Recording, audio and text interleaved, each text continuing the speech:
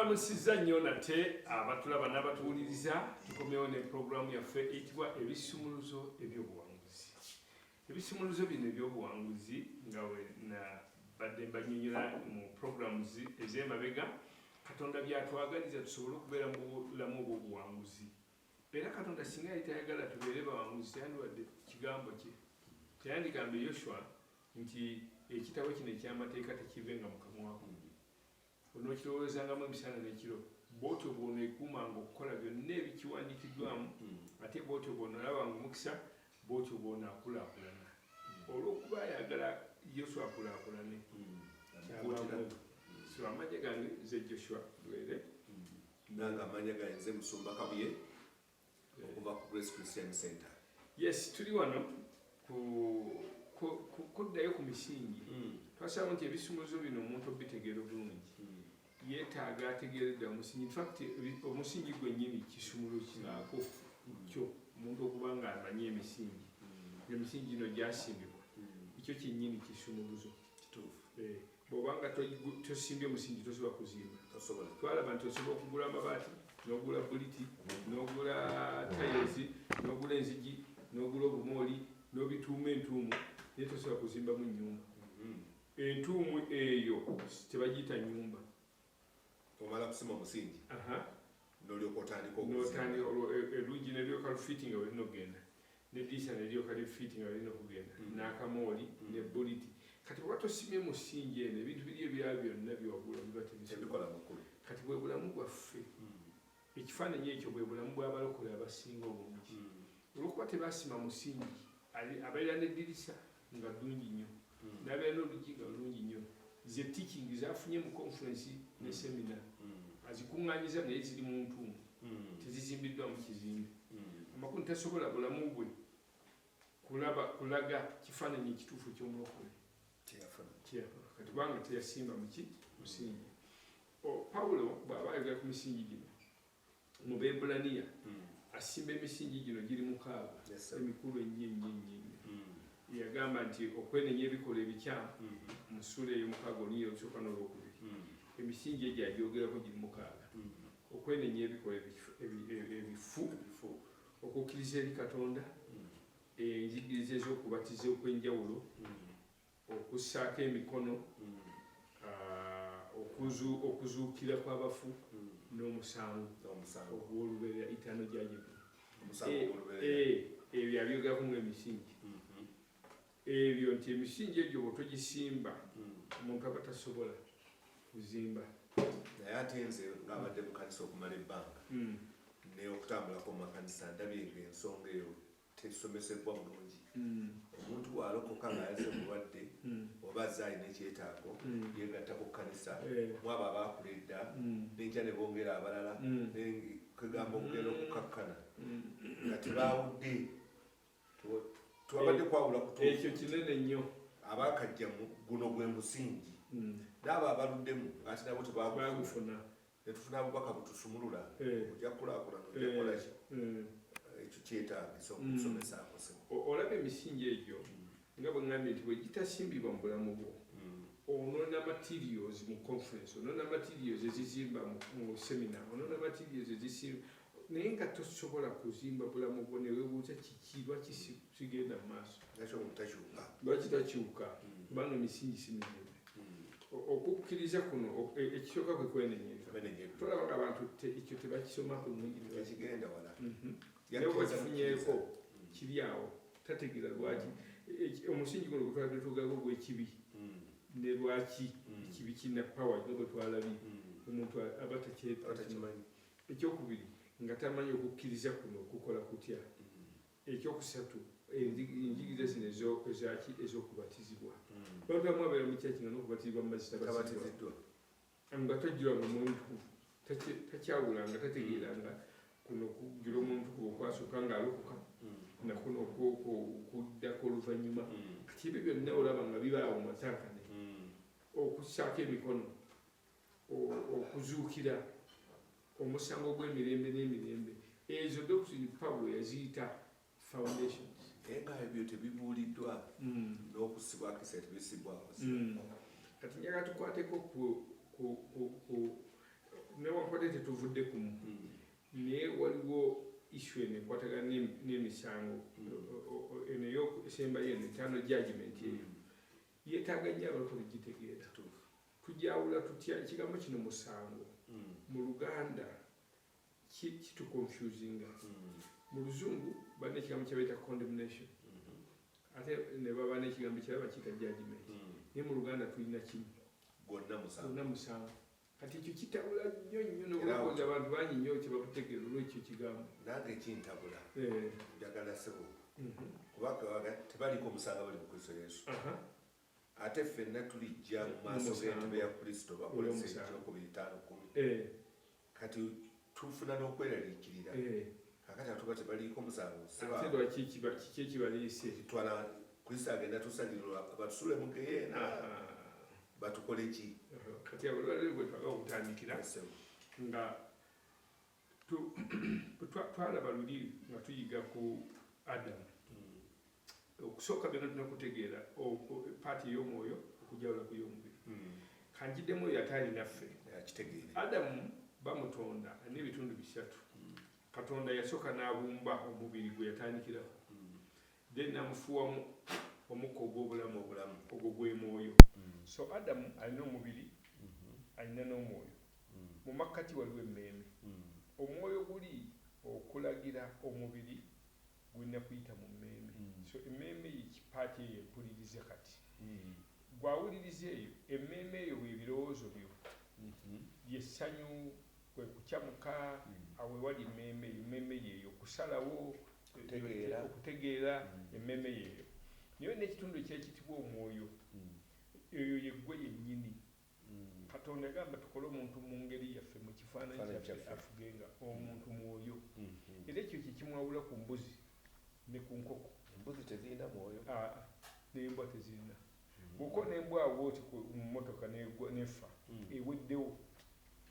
embwa eyo terinaawo paati nawo gye gisanga omuntu tafa bw'atyo omuntu alina omwoyo kati mu Luganda tukita muzimu mu Luganda kyetuyita omuzimu omuzimu gwe baguziise naye omuzimu gwe kakati naye ekyo sitaani akikozesa bukozesa kubanga akijjiramu n'abagamba nze jjajja muziweta naye nga si ye kakati ekyo fati tetugendagendayo olwaleero kubanga agitabula naye nga point nga eri nti omwoyo gw'omuntu ono guba guvuddemu omwoyo gw'omuntu gugenda wamu n'emmeeme y'omuntu eri attached ku mwoyo gwe so omuntu okufa mubiri guba gusigadde omwoyo gwe n'emmeeme ne bivaamu emmeeme y'omuntu egendera ku guli omwoyo gwe omuntu bw'afa omubiri nga guziikiddwa emmeeme n'omwoyo byebivaamu omuntu kwe bayita okufa kwe kumugjamu omwoyo gwe n'emmeeme ye kivula batawulira tategeera kubanga ebyo bigende kuli naye ate ye aba abalengera eri ye aba abalengera mu ddiiro nga mukaaba muli mu lugya mukaaba oli aba abalengera omwoyo gwe n'emmeeme ye biba bivuddemu era biba bigamba ati era alaba wali ng'afa alaba awo nga ajja bwati ng'afa bw'aba agenda bwati abalaba wali omulago nga mukaaba eyo paati eyo evaamu kati tujja gyogerako eyo nga tuli ku doctrine eno ya resurrection naye tujja gigendamu buzibu naye olwaleero tugenda gigendamu njaga tukwateko ku musango ensala y'omusango ya mirundi ebiri waliwo omusango guno gwa kuno ku nsi naguli omusango gw'oluberera emisango egyo gyawoluberera bwe gusembayo bwe gukwatagana n'eri nga tuvudde ku nsi netugenda nga kati ffe abakkiriza tetunaabeera ku judgment seat of Christ abatakkiriza bajja kuyimirira ku ntebe okusalirwa nabo omusango katwogera ku ogwo ogw'omu eternity naye ate n'ogwaba kuno ku nsi kankiddemu atuwuliriza omusango gwa mirundi ebiri Katonda bwe yatonda ensi eno yagitonda mu levels bbiri level eya time yeri material yeriko ebintu ebikwatikako eri esukkuluma kweno ey'oku nsi terabika eri invisible eyo gye bayita eternity emabega ne mu maaso yo teriyo time yo it transcends time mu butaggwaawo kati ffe eno ku nsi ffe omuntu ekitwawula ku bisolo ffe bye tukola wano biyingira mu internet for instance ekyokulabirako bw'okkiriza wano ofuna obulamu obutaggwaawo kati ate oli ku nsi naye ate oyingidde mu internet awo wennyini ate gwe atakkiriza oba okimanyi oba tokimanyi okugaana kwawo naawe okuyingiza ebi mukuba nti atakkiriza gumaze okunsi omusango ogw'oluberera kati oli ku nsi mu time naye ate oconnectinze muki mu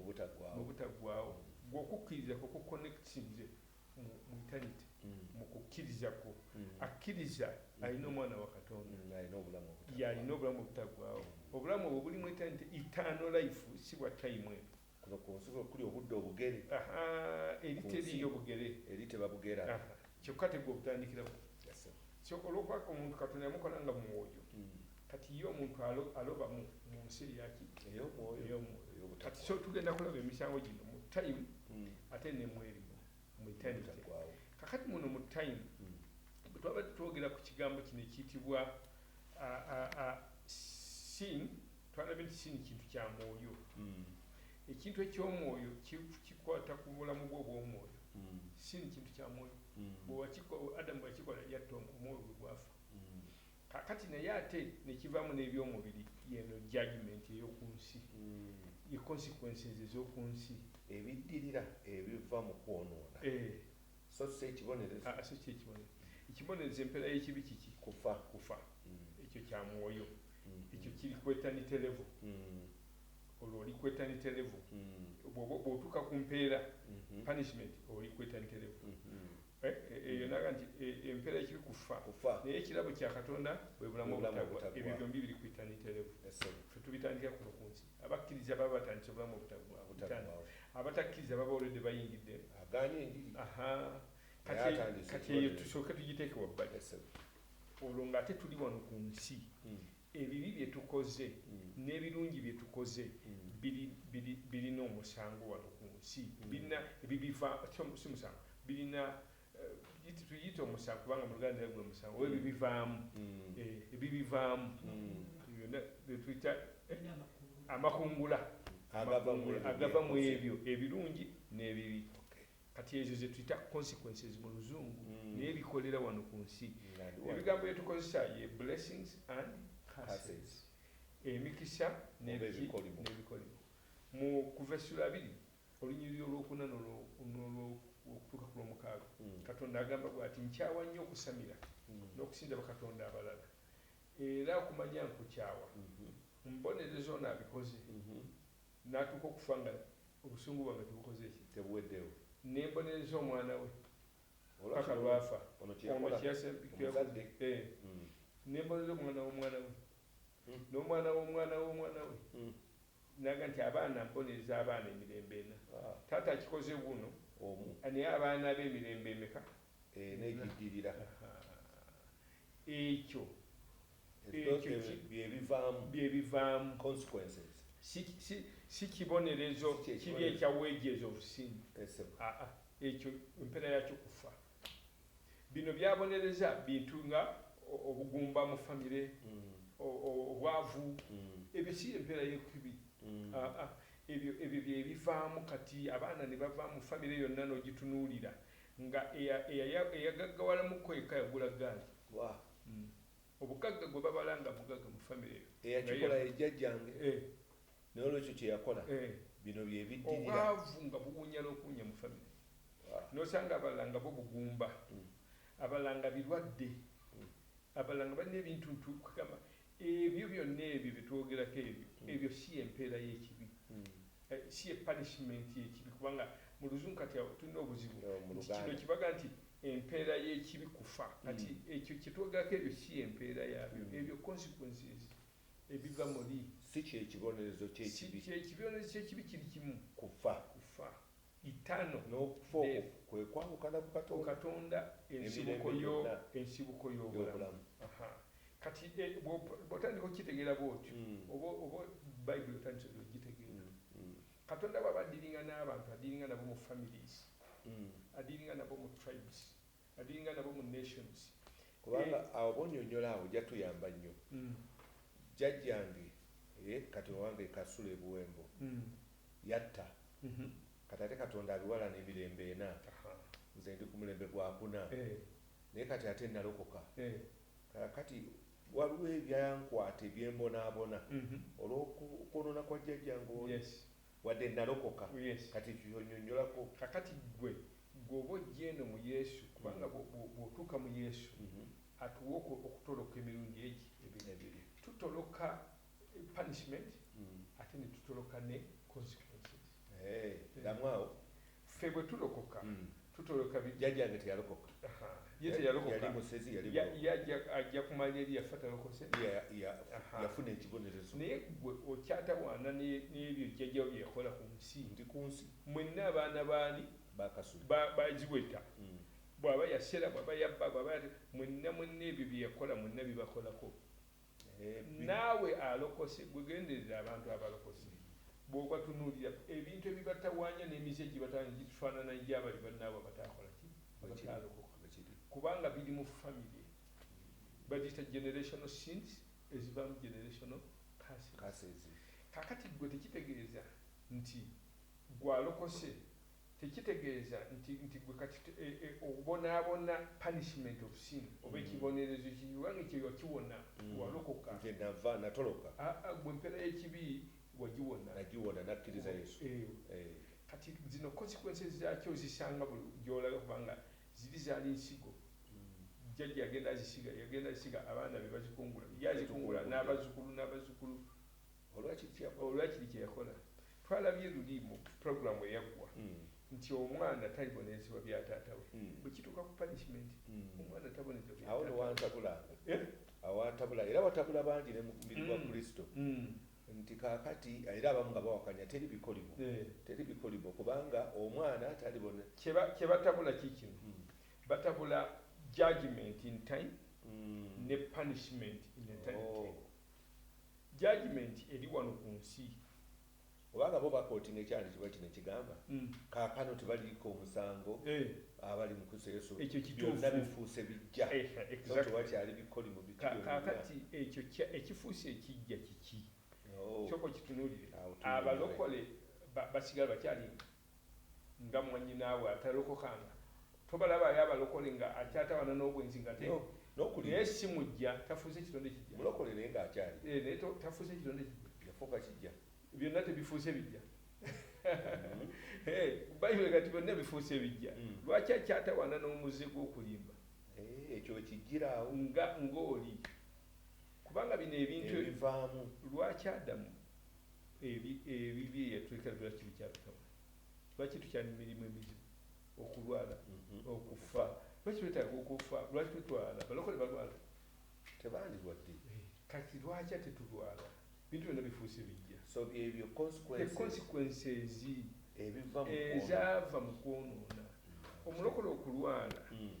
kitegeeza tuli mu nsi eno ejjudde endwadde emirimu emizibu ebikolimo ebipali ebifiini ensi eno erina consequences mu time judgment ya bino ebiva emabega ne Adamu byennyini bye yakola tolaba nga tukyatuyana kati gwe oyambadde bulungi okubala wali ng'otuyana Adamu ebyo bye yakola okwonoona kwe biva n'abamuddira n'abamuddira bonna ebyo bye tuyita consequences byebivaamu ebyo si mpeera ya kibi empeera y'ekibi eryemu kufa si bye bino ebikolimo si mpeera ya kibi ebikolimo si mpeera ya kibi empeera y'ekibi eryemu kufa spiritual separation from God. So mu kigambo era Oluganda ekira kyandibadde nti ekibonerezo ekyekibi kufa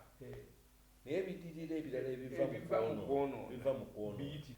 teekerawo byonna buli kizibu buli mitawaana gy'olaba ku nsi kuno nayo ne korona na biki byonna ebyo byonna byebyava mu kwonoona si empeera y'ekibi. So twawule mu time muno mu history nga tuli ku nsi okuva ne tiwetandika paka time ng'eweddeko waliwo ebivaamu awaliwo consequences kakati naye te beyond that awaliwo musango punishment of sin olw'okwonoona kati ate bano abakkiriza bo bo ne bafuna rewards ekyo tugenda kituukako okay kakati tugende mu maaso Yeremiya 32 naye ayogera ku ekyo nga nti ffe bataata baffe baafa Yeremiya akungubaga olwo 5:9 baba tutte mu bunyage akungubagira Yerusalemu bo baagenda nti bataata baffe abakola ebintu bino baafa naye olaba ffe bwe twetisse obutuukirivu bwabwe kakati ekyo ebyandikwa ezo zonna zaagerako consequences gwe tutunuulira Daniel musajja okuva mwana muto oyo bamutwala mu bunyage nga myaka nga 10-15 ne banne Josiah kabaka yali mutukuvu n'aleeta revive abaana bano emyaka 10 egyasooka baali affected ne revive eyo Shadrach, Meshach ne Abednego ne Daniel baali mu lubiri impact ya revive yali y'amaanyi naye yali ezze kubanga cumulatively abantu bano abayudaaya baali boonoonye nnyo Katonda yabagamba buli myaka 6 mulime ensi ogw'omusanvu ewumule myaka 6 mulime ensi ogw'omusanvu ewumule ne bakyerabira okumala emyaka 49 ekitegeeza ettaka baali kiitinga cumulatively emyaka 7 Katonda n'atuma Yeremiya ababuulire abaleze audit report ettaka muli lyazaamaanyiza era ngenda kuleeta Nebukadneza abagobe mu nsi yammwe esigale matongo ewummule emyaka giri 7 gye mwakola ki gye mwagikiitinga gye mwagiryazaamaanyi era bwe kyali n'abajjamu bonna kyajja nga ku mulembe ogwo Daniel be baliwo naye Daniel mutukuvu Daniel talina buzibu bwonna Yeremiya ne Ezekiel bonna batukuvu naye bonna babona kati ekyo Yeremiya kyayogera nti ffe bali bajjajjaffe teyejeemu kubanga Yeremiya yabonaabona nnyo ye yapresidinga over that transition yeyo Katonda aleeta omusango Daniel yemu kubabonaabona Ezekiel bamutwala mu second deportation ne banne omutwalo mulamba ne batwala Babylon Daniel be basooka Ezekiel ne batwala ogwaddako omulundi ogwokusatu ne bazikiriza ensi Nebukadneza n'akomawo n'azikiriza eggwanga omulundi ogwokusatu ne yeekaalu n'agikuba ebyo si empeera y'ekibi ebyo ye consequences zivaamu empeera y'ekibi yennyini eri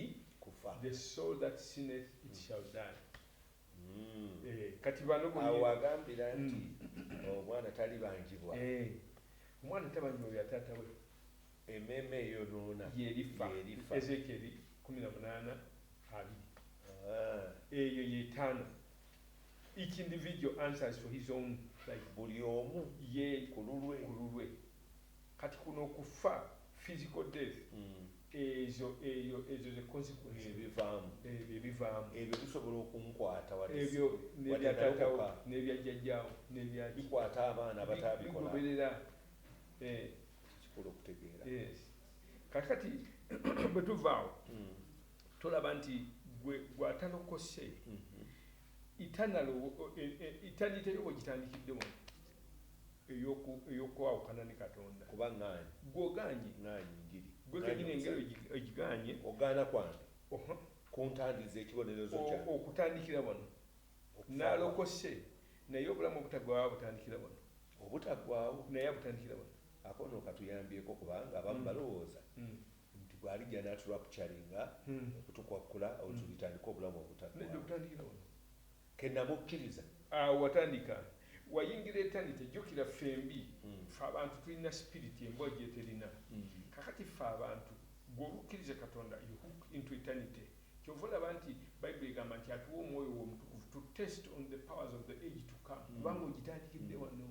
wano otandikira akuwa forward test to spoil your test for the world bw'olega ku bibi eri obutandikira wano kekalife mu luyimba lwaffe tuyimba nalyo kanekusenga nti bwe namukkiriza yanjagaza byayagala ensanyusa ennaku zonna so bwe kasita mukkiriza ngatta bino byemubiri otandika akulegesa ku biri olega singa onywa obadde onywa caayi n'onywa n'olya ndiizi sukali ndiizi amenvu n'oddayo ate onywa caayi lwaki kubanga kano kandizi kawomba nnyo okusinga sukaali ogenda okuwulira nga kyayita kyakola ekyo katonda kyatukola n'atuwa omwoyo to test of the age to come to spoil our test kakati omuntu kyava kugaa nti oyo yalega ku bino n'amala okulega ku powers of the age to come kakati ate bw'amala n'agwa n'addayo kati olina oba okyakola okumuzza tolaba Ibrania bw'agamba nti gwe kyava amukkiriza akuwa the spirit of God, eternal spirit ejja mu ggwe olege ku biri. So awo tuvuddewo nga tetunavaawo kumalirawo ddala n'obutukuvu nabwo abusasula kuno ku nsi n'ebirungi n'ono atali mulokole akoze ebirungi nga si mulokole abaana be nabo babikola ki babikungula kuba kakati kanjogere gwe siyogere erinnya naye nga yesi mulokole naye ng'ayamba abantu abala yasasulidde buli bagwa ku kizibu gwe bayita n'akola bulungi kati abaana be abamuddirira bajja kufuna ku birungi ebyo abantu bonna abakola obulungi bonna ne baba tebamanyi Katonda ne baba tebamanyi Mukama ebirungi ebyo byebakola kantugereze Maama Fiina ayambi nnyo abantu bonna kati ebyo byebirungi ebyo byonna bifuna ebyo byonna ebirungi byakola ebyo byonna nakulekyasasuliroba kiki bantu bali takisi 10 abagenda mu ngendo ez'enjawulo Katonda obwenkanya bwe budimandinga buli kirungi kyonna kisasula na buli kibi kisasula abaana be bazzukulu be bonna bajja bifunako ebyo birungi ekyo kirungi okumanya kati gwawe ali eyo ne bwoba tonamanya Mukama weetaaga okumanya nti ebirungi byonna byokola byonna Katonda abisasula bulungi ate ekirungi kyakyo akozesa etteeka lino libayita luberebire 8:22 ligamba bwe liti ensi eno ng'ekyaliwo seed time and harvest shall not cease okusiga n'okukungula tebivengawo kati kitegeeza ensi eno yagiteekamu law etteeka liringa gravity bw'ogiraba buli akusigamu muddize so ekyo tolina bw'okijjawo kobe mulokole kobe toli kubanga kiri mu sisitimu y'ensi eno mbu ng'ekyaliwo okusiga n'okukungula omusajja nga simukkiriza mu Kristo Yesu n'asiga n'akola n'amaanyi ge n'ayamba abantu oba LC5 n'abeera mulungi nnyo n'akolera abantu ebyo ebirungi ebyo ku nsi kuno abikungula n'abaana be empeera y'ekibi esigaddewo eri nti ye bino akabi kagamba akoze ebirungi 10 n'akolayo akabi aka empeera yaako kufa so amakulu spirit jukira bino byonna bya munnakyo bino byonna bikola ku nsi kati ye ekimuyingizaako eri kyokka kukkiriza Yesu kubanga empeera y'ekibi ekimu yongera okunnyonnyola awo kubanga abantu bangi n'eddiini ezisinga zisomesa ti ebikolwa bino ebirungi omuyinza w'ebintu byonna kwaliima abawo okuyingira ekyo si kituufu obulokozi buli mu linnya eri teri linnya lyatukola ki lyatuweebwa mu acts bikola by'abatume erinnya liri eri kati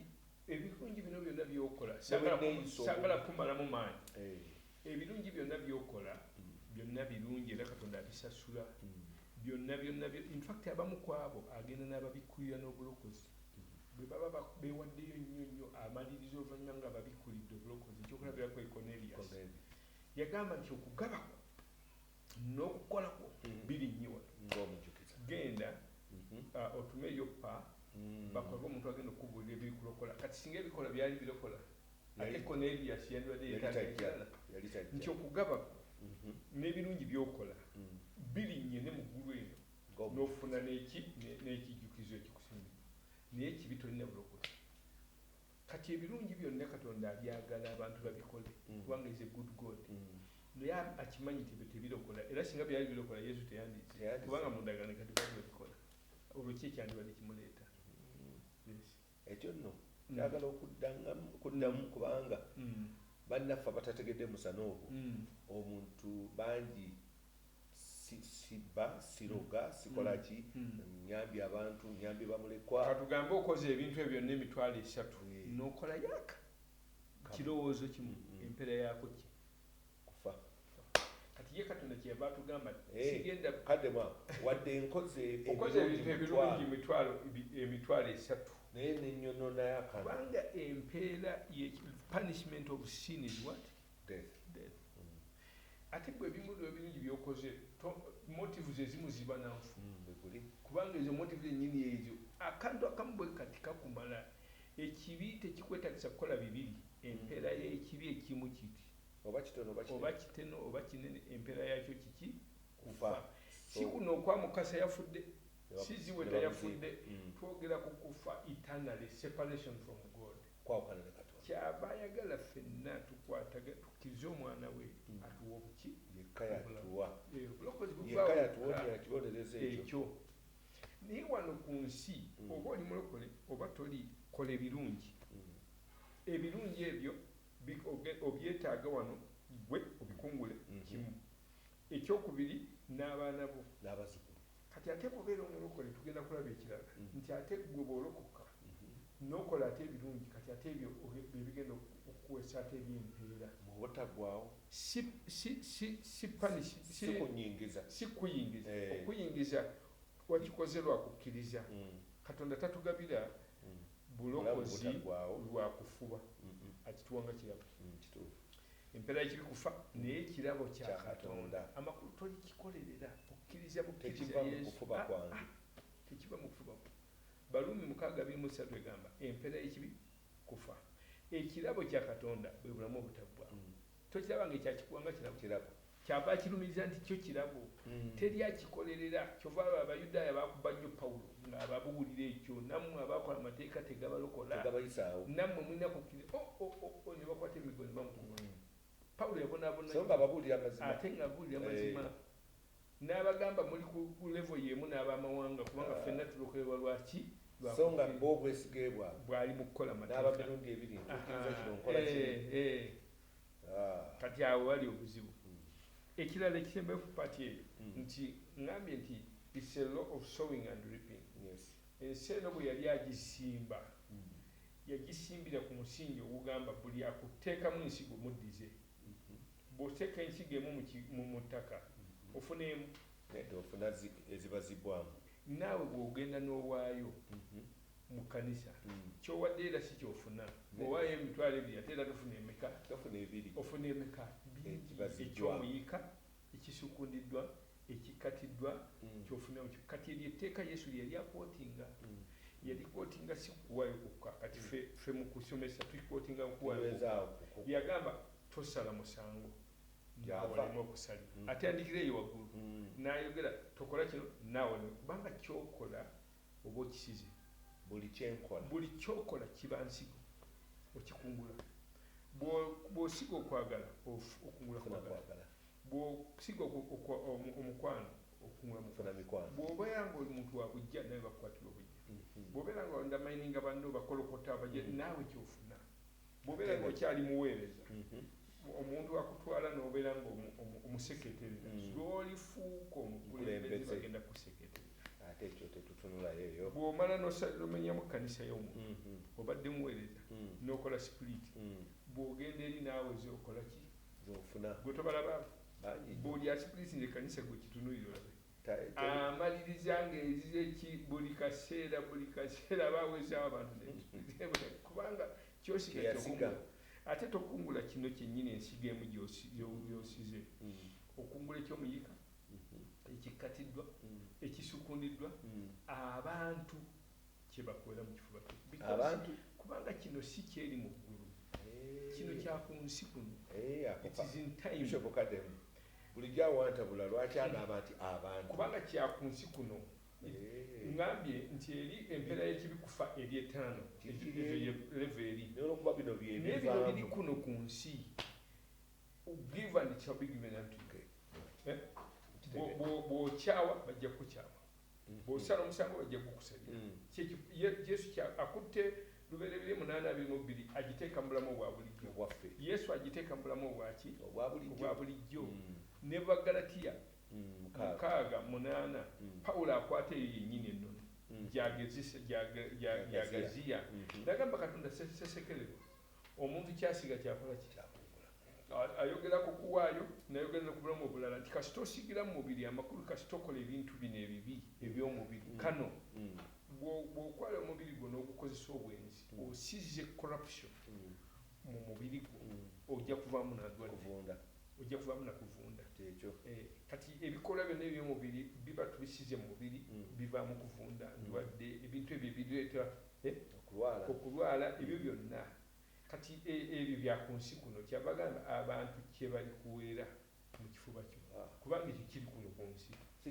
si kyeri eri eternally wamaze n'okkiriza n'olokoka passport ogifunye kuli wano kakati ekirala kyenjala okwongeraho ku ekyo kati gwe bwoba omaze kati okulokoka otegedde ekyo kati ate olwo ebikolwa bino byokola nobeera mwesigwa mu area Katonda we yakuyitira tomala gakolaakola kati olokose tokyali wuwo you are no longer yourself nava mu kufa nyingira mulamu obulamu bwolina okulivinga bwa Kristo naye nkyali ku nsi Kristo ye mulamu mu nze kati kitegeeza gwe ebikolwa kati byogenda okukola byonna kola bya Kristo byakwetaaza alyokakuwa empeera nti bwe wamala okugikiriza n'ojja wansavinga nga bwe nakuyita byonna byataakuyitira n'obikola gwebyo byemirimu gye gigenda okuwukibwa kati eyo paati gye tugenda okudda ku session nkulu nnyo gwalokose ebirungi byokola kati birungi wonderful okkiriza niyo olina kukola bye yakutegekera those good works which he ordained for us to do beforehand Befeso 2:8 we are saved by grace not works lest any man should boast naye omuntu yena alema okwegumiza naye tukole emirimu emirungi gye yatutegekera egyo gwe yawulira n'emirimu gye yakutegekera okukola egyo kyekinakuyimirizisa wali mu maaso ge olwo ng'ovudde ku nsi obudde bwaffe olwaliro bulabika nga buweddeyo naye tugenda kweyongera n'ensonga eno era agiwulidde erina weekufumise nkwaniriza ogende ku YouTube channel Dr. Joshua Lwere ojja kugiraba web gundi yonna olugendako lwogiteekamu agana amasomo gali kuli newe media center kakati mukama bampeera omukisa tujja kuwe